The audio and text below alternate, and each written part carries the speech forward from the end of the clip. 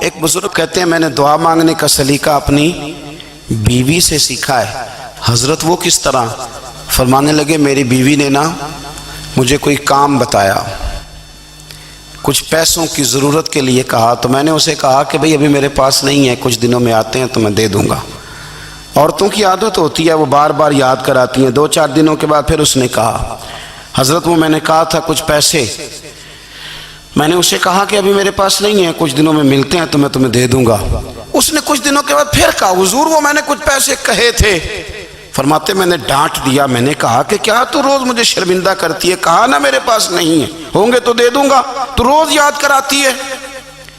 فرماتے ہیں اس نے پہلے تو میری ڈانٹ کو سہا، پھر میرے سخت جملوں نے اس کی آنکھوں میں آنسو پیدا کر دیے، پھر اس نے اپنے آنچل میں اپنے اس دکھ کو سمیٹا، اور پھر اس نے ایک جملہ کہا تو میں رو پڑا، اور مجھے اپنے رب سے مانگنے کا طریقہ آ گیا۔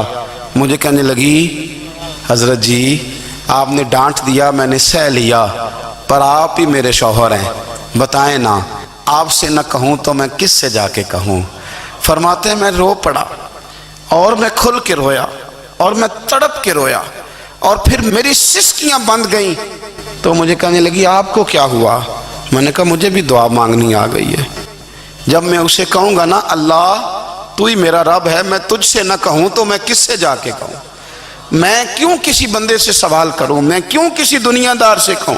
میں تیری بارگاہ میں آیا، تجھ سے نہ مانگوں تو کس سے مانگوں؟ سمجھ آ گئی ہے جب میں اس رنگ میں مانگوں گا تو پھر رب میرے اوپر بڑا ہی فضل فرمائے گا، وہ میرے اوپر بڑی رحمت کرے گا، وہ میرے لیے آسانیاں کرے گا۔